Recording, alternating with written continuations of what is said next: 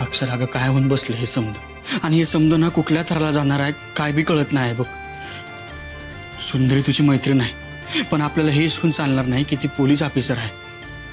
आणि मला नाही वाटत ती कुठल्याही भावनेत अडकून तुझ्या बाजूने निर्णय देईल म्हणून. तेच तर हवंय. म्हणजे आज सुंदरीने मला जाणीव करून दिली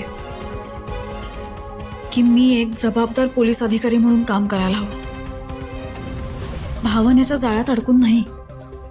आणि आजपर्यंत मी तेच करत आली. मेनकाच्या बाबतीत फक्त आणि फक्त भावनिकून विचार करत आली.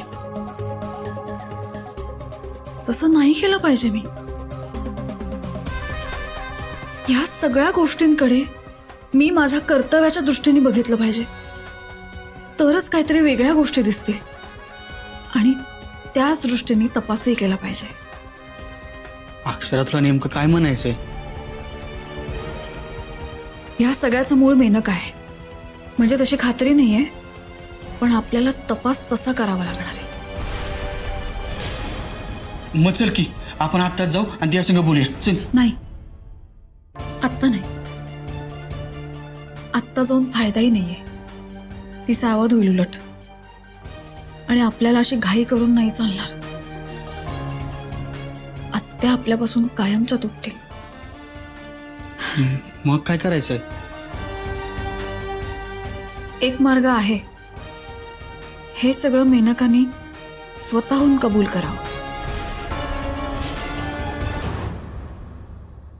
पण तरी सॉरी, नाही होतंय काय माहितीये का, या सगळ्यात आपण फक्त एका बाजूनेच विचार करतोय. दुसऱ्या बाजूला आई, पर्यायाने घरातले सगळे, आपण सगळ्यांना खूप दुखावतोय. अक्षरा हे बघ, आता आहे की ना असला विचार करू नकोस. आणि ऑपरेशन करून ही घाण घालवायची असेल ना तर थोड्या काळात सोसाव्या लागतीलच. आणि बघ, मेनकाचं की नाही विश्वास मिळवला आहे मी. आता आपल्याला ना हे नाटक असंच चालू ठेवायचं. हे नाटक असंच पुढे चालू राहिलं पाहिजे, तरच आपल्याला जे हवंय ते होईल.